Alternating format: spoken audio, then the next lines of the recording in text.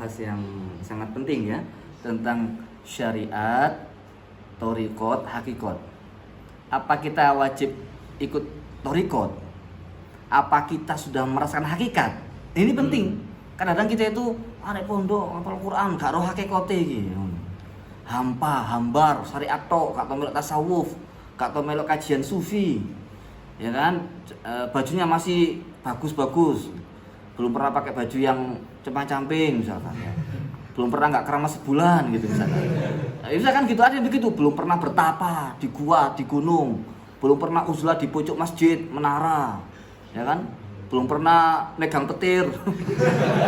Wah itu santri apa itu? Misalkan nih, kan sering santri kok ngunang-ngun wae, belum tahu hakikatnya dia itu. Kalau mau tahu hakikatnya hidup jalan kaki, ya. Jawa, Madura, Bali, Banyuwangi. Tanpa alas kaki itu kalau makan hakikatnya itu terjadi loh itu.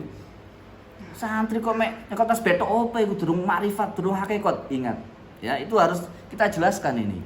Dulu Buya di S1 supaya tahu saja, biar kamu begini nih insya Allah tidak ngawur. Dulu Buya ketika di Syria itu 1 tahun ada mata kuliah tasawuf. Mata kuliah tasawuf, bukan bahan bacaan, diapalno itu. Mata kuliah tasawuf, jadi maknanya, sejarahnya, wis wae sak buku sampai lali kabeh pokoknya itu. Karena sebuku gini itu dihafalkan selama setahun, diajari setiap pertemuan, bukan satu semester, setahun. Di sana itu nggak ada semester, sana ula sampai robiah. Jadi dia sudah belajar itu.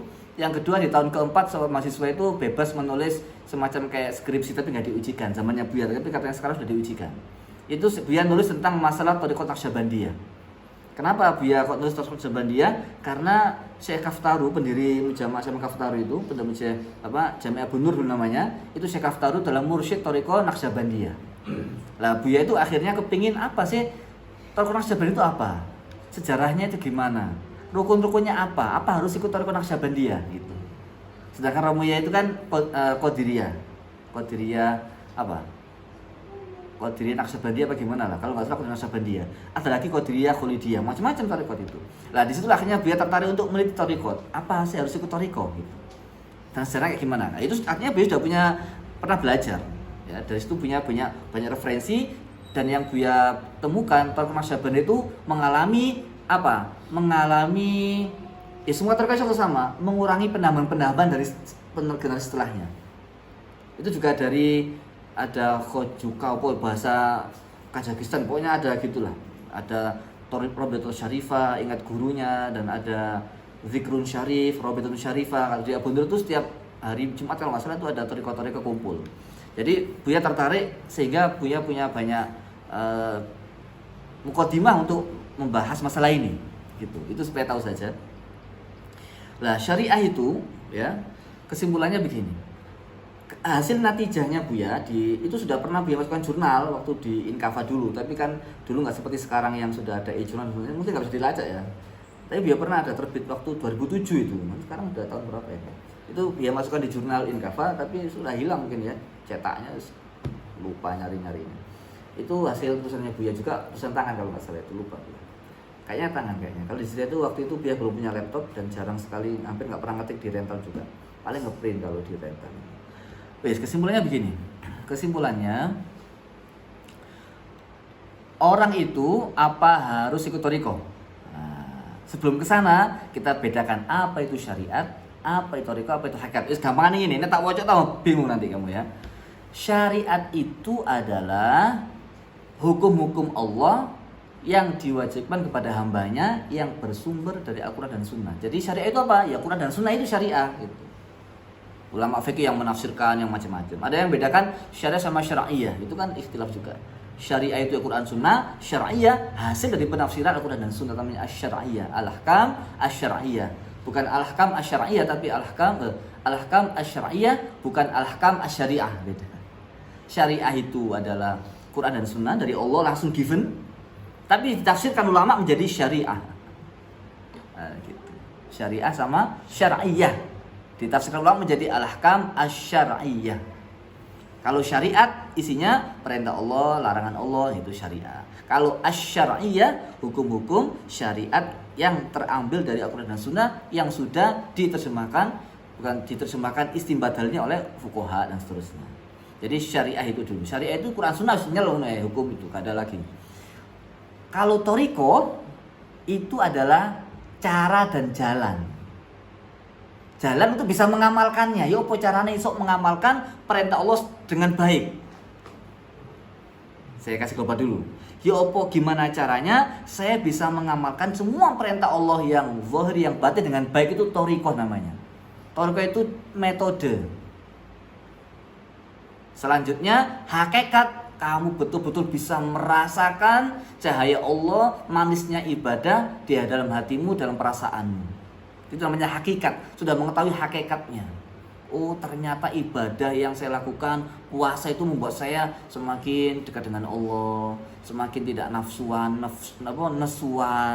semakin peker, ya kan? Caranya gimana? Cara supaya bisa puasa tidur tok sedina sungi, misalkan ya, ala Gus Bah kan gitu. Pokoknya itu oleh ganjaran kan gitu. Kira-kira begitulah. Itu cara saja. Ulama yang lain jangan tidur dan seterusnya, itu cara. Lah aplikasinya begini, contoh aja dalam segi yang paling baca Quran. Baca Quran, syariatnya itu gimana? A'udzubillahi Bismillahirrahmanirrahim. Syariatnya itu kan gitu. Syariatnya ngunu syariatnya. Torikohnya metode apa? Umi, kiroati, ikro, tartila, bil kolam, itu cara saja. Ono sing bismillahirrahmanirrahim. Wis sembarang sekarang wis nek kamu seneng ngono ya wis monggo aja. Nek seneng ngono tapi ya enggak ulah sajane enggak begitu memang. Quran itu kan bukan taklid. Memang kan enggak apa-apa pemula begitu, tapi kalau enggak pemula enggak apa-apa gitu. Ada yang mengatakan itu pemula saja begitu. A'udzubillah. Itu pemula katanya begitu. Tapi saya ya enggak mendalami itu, enggak meneliti, enggak tulis-tulis, enggak ngerti lah. Ono sing apa namanya cara ngajinya itu abata saja. Kalau orang dulu alif, ba, ta itu metode aja. Ono sing enggak alif ba ta. Langsung ada alif dal ro jim, ada Raja Maha Kaya. Ya. Cari gurune ba ya ro fathah bayaro. Ayo cari gurune ngono, bukan alif ba ta sih. Ba dulu, ro dulu, ba dulu, ya dulu baru ro. Bayaro ngono. Itu metode aja. Supaya santrinya itu sadar gitu loh, paham ya? Gurune lesu menengai. Itu metode torikoh namanya. Natijahnya bisa ikut apa? Ikut lomba tartil MTQ, yaitu natijahnya bisa baca dengan khusyuk, dengan fasih, itu natijahnya atau hakikatnya. Hakikat itu natijah hasil. Hakikatnya itu bisa merasakan ngaji yang enak, ngaji yang khusyuk, ngaji yang benar. Bisa dipahami? Dalam konteks zikir, ibadah Allah sama. Syariatnya kita disuruh sama Allah, uzkurullah zikron katsiran. Yad'u qiyaman wa qu'udan wa 'ala junubihim. Orang itu zikir qiyaman wa qu'udan wa 'ala junubihim. Zikir itu ya berdiri, ya duduk, ya tidur. Wa tafakkarun, berpikir fi khalqis samawati wal ardh. Lah gimana cara bisa zikir bangun tidur, berdiri, duduk dan tidur bisa zikir gimana? Toriko, dibuatlah toriko Naqsyabandiyah. Naqsyabandiyah itu dimulai dengan, setahu Buya itu Naqsyabandiyah itu langsung dimulai dengan sir, langsung zikrun syarif bilang Allah. Itu kalau dalam buku yang referensinya Sayyidina Buluisi, Buya baca itu zikir Allah itu lisannya ditekuk, terus duduknya menyamping, terus nggak bernafas sampai habis nafas. Allah sampai habis nafas. Itu ditekuk lidahnya. Itu cara Naqsyabandiyah. Saya ingat Buya begitu. Insyaallah nggak salah. Ya, ditekuk lidahnya, zikir Allah tanpa nafas sampai nafas habis, Allah lagi. Kalau Qadiriyah, setahu Buya, itu dimulai dari zikir jahri. La ilaha illallah, la ilaha keras zikirnya. La ilaha illallah. Katanya sampai orang gila katanya. Zikirlah sampai kamu jangan gila, dipraktek temenan. La ilaha illallah, muntah nganggur ngene-ngene. Wis sakaratmu pokoknya zikiran Gusti Allah. Ya kan? Itu cara torikoh namanya. Ada lagi toriko dengan cara zikirnya berdiri. La ilaha illallah, la ilaha illallah. Orang sing joget, muter-muter zikir rumi. Dikit tanggapan orang nikahan kan gitu. Ya terserah lah mau dizikir apa. Itu toriko namanya. Toriko itu banyak jalannya. Supaya apa? Zikir kepada Allah terus menerus tujuannya. Ono sing 10 hari gak megang HP, gak ngomong sama orang, istrinya ditinggal sementara, ya. Gak kayak orang gak kenal yang ada Allah sambil tutup serban begini. Nah, itu cara Nanti ada yang memeriksa gimana semalam rasanya apa. Nah, kira-kira gitulah. Setelah itu teknis. Ya, teknis saja. Ada yang saya nggak pakai Allah langsung. Allah dikompres, diekstrak. Ya kan? Wis sembarang wis pokoknya zikir namanya thariqah. Nah, lalu hakikat apa hakikat? Kamu setiap saat Allah. Lihat apa? Lihat tumbuhan Allah. Lihat angin Allah. Artinya apa? Semua ini kehendak dan atas izin Allah bergerak dan berputar. Ono wong payu Allah. Wong welek Allah. Paham? Iki ciptane Gusti Allah iki rek, ngono. Namanya musyahadah. Ada yang mengatakan wahdatus syuhud, menyatunya pandangan dengan pandangannya Allah. Artinya setiap melihat makhluknya Allah, ingat yang menciptakan, bukan ingat makhluknya. Jadi kamu jangan sampai menghina orang, karena itu menghina makhluknya Allah, menghina ciptaannya Allah itu. Nah itu namanya hakikat, sudah merasuk. Dan semua thariqat ini referensi dan kenyataannya. Semua thariqat model apa saja tujuannya satu, supaya hamba manusia selalu zikir kepada Allah non-stop. Semua thariqat itu hasilnya. Apakah kita harus ikut thariqah? Nah ini penting. Apa saya harus ikut thariqah Naqsyabandi, Qadiri? Dan rata-rata orang ikut thariqah bukan karena kajian, tapi karena ajakan. Ingat.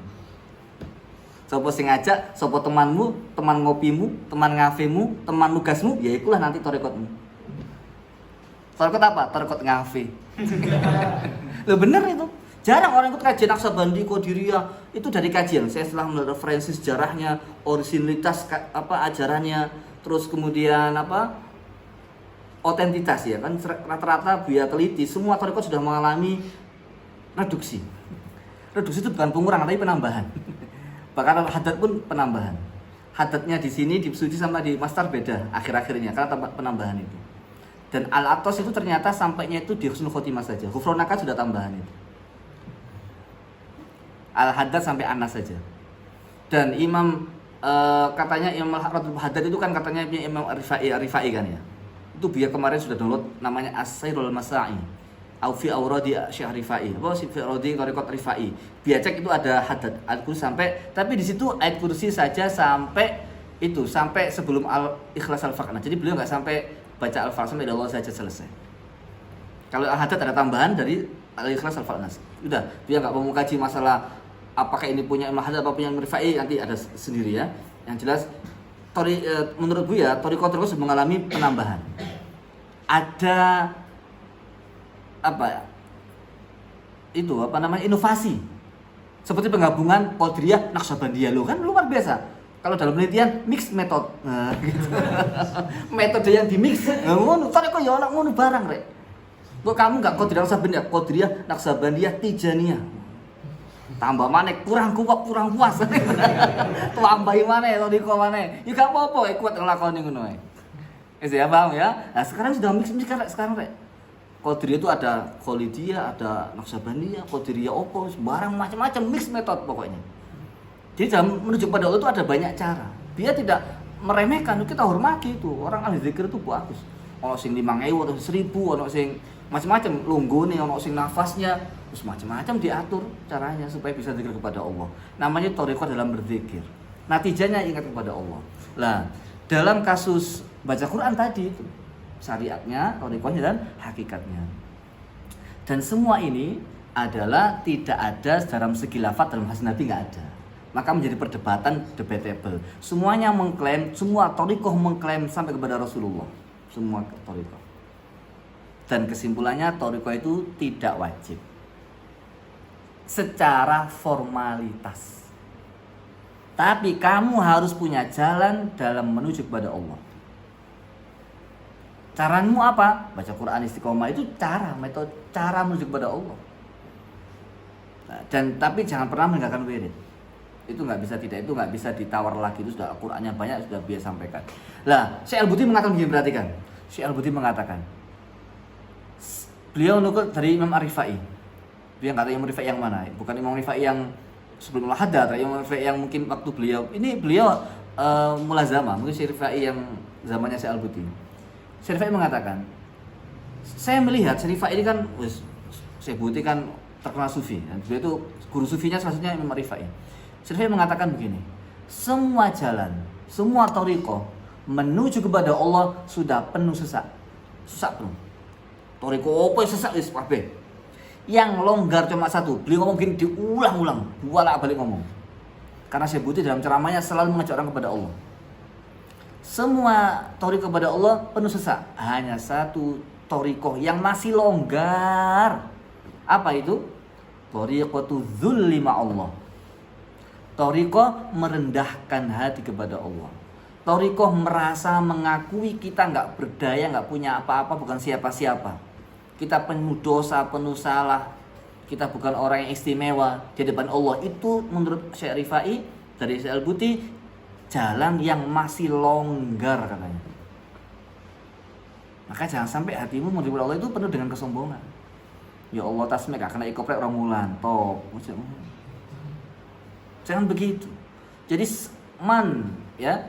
barang siapa yang man ya'taqadal wusula fil nihayah faqad afsadal bidayah, kira-kira gitu.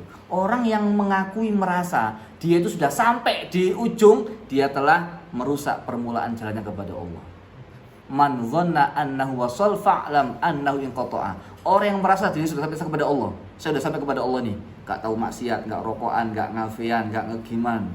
Ya, rajin piket. Rajin tasme, ikop jalan. Wis yo tasme yo ikop bisa dilakoni kabeh pokoke. Oh, aku sudah sampai kepada Allah. Dia telah terputus jalannya kepada Allah. Itu sebuah kaidah orang sufi begitu semuanya.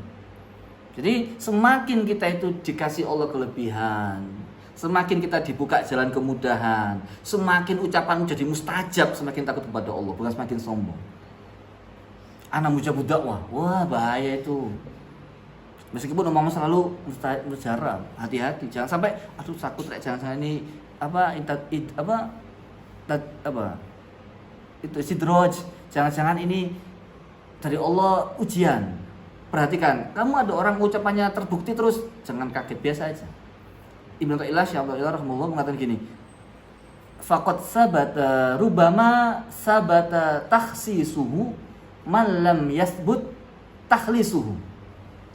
Boleh jadi orang sudah jelas taksisnya, keistimewaannya, tapi belum sempurna ikhlasnya. Rubama zaharatil karamah man lam takmul lahul istiqomah. Banyak keramat muncul dari orang yang belum sempurna istiqomahnya. Maka yang dicari bukan karomah tapi istiqomah. Nah ini thariqah-thariqah begini perlu. Maka Syekh Al-Buti pernah mengatakan dalam salah satu bukunya, menukil dari Ibnu Hajar Al-Haythami, beliau mengatakan orang itu memang butuh guru. Sebagian sahabat itu butuh kepada Nabi dalam membimbing rohaninya. Tapi mencari guru yang spiritualis itu sulit. Bisa keblinger.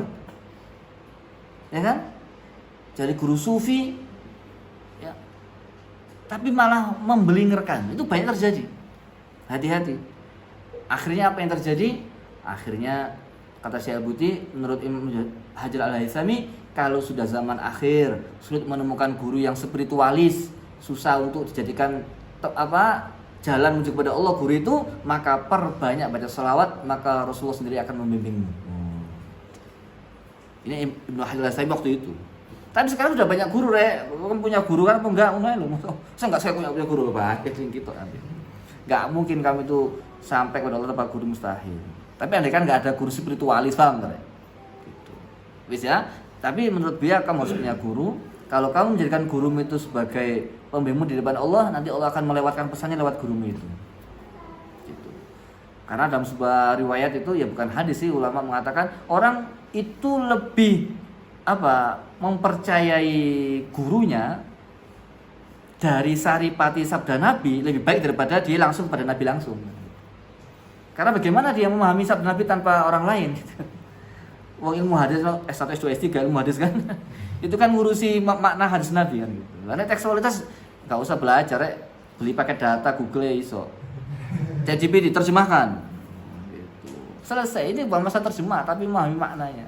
Tapi guru lebih kuat lagi karena dia bisa memberikan contoh. dan kekuatan energinya itu mempengaruhi pada murid-muridnya, santrinya. Karena al-ulama warasatul anbiya. Gitu. Maka seorang ulama harus mewarisi kesifatan Nabi itu. Yes. Itu kesimpulan dari Buya. Sekarang cek mantep moco dalil. Kan ngono ya. Untuk lama wis ngeri, tapi supaya enggak lama-lama, nanti kalau terlalu lama nanti enggak lihat ya, usahain teh nggih. Syariah itu apa? Ini dalam kitab Hasyiah Syarah Al-Bujairami disebutkan begini.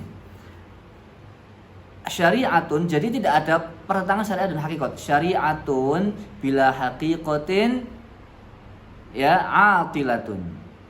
Wa haqiqatun bila syariatin batilatun. Syariat ya haqiqatun bila syariatin batilah. Hakikat tanpa syariat batal, nggak benar. Wa syariatun bil haqiqah, syariat tanpa hakikat atilah, nggak berguna. Gimana contohnya? Contohnya begini. Yang pertama, hakikat tanpa syariat begini contohnya. Contoh ini ya, orang ngomong gini, kalau Allah mencatat saya orang yang beruntung, pasti masuk surga, saya dimasukkan surga sama Allah. Jadi saya nggak usah sholat lah. Gitu. Itu namanya hakikat itu Kalau Allah menghendaki saya masuk surga, meskipun saya nggak sembahyang surga. Yang pinter ya pinter, cerdas ya cerdas, kalau saya ngapal repot-repot, bejo ya bejo Ketemu PNS-nya bejo aku kayaknya nih. Misalnya gitu ya, kalau usah belajar soal-soal PNS. Bejo kok. Itu urusan ini begini. Andai kan Allah mentakdir saya orang yang beruntung, saya dimasukkan surga sama Allah. Meskipun saya nggak sholat. Maka dia ini orang yang melihat batinnya. Nah, contoh yang kedua, syariat tanpa hakikat gimana? Contohnya begini. Saya ini tidak sholat kecuali untuk masuk surga. Itu syariat tanpa hakikat itu. Saya ini tidak akan sholat kalau nggak masuk surga. Andai kan nggak dimasukkan surga, saya nggak akan sholat. Ya, itu namanya syariat tanpa hakikat. Dan saya nggak akan masuk surga kecuali dengan sholat. Saya nggak masuk surga kalau nggak baca Quran. Saya nggak masuk surga kalau nggak puasa. Nah, itu namanya syariat tanpa hakikat itu. Meyakini sholatnya, puasanya buat dia masuk surga. Itu namanya syariat tanpa hakikat. Padahal yang buat masuk surga itu adalah rahmatnya Allah, fadlnya Allah. Maka menggabungkan duanya harus. Yang Maliki mengatakan gimana? Man tasawwafa walam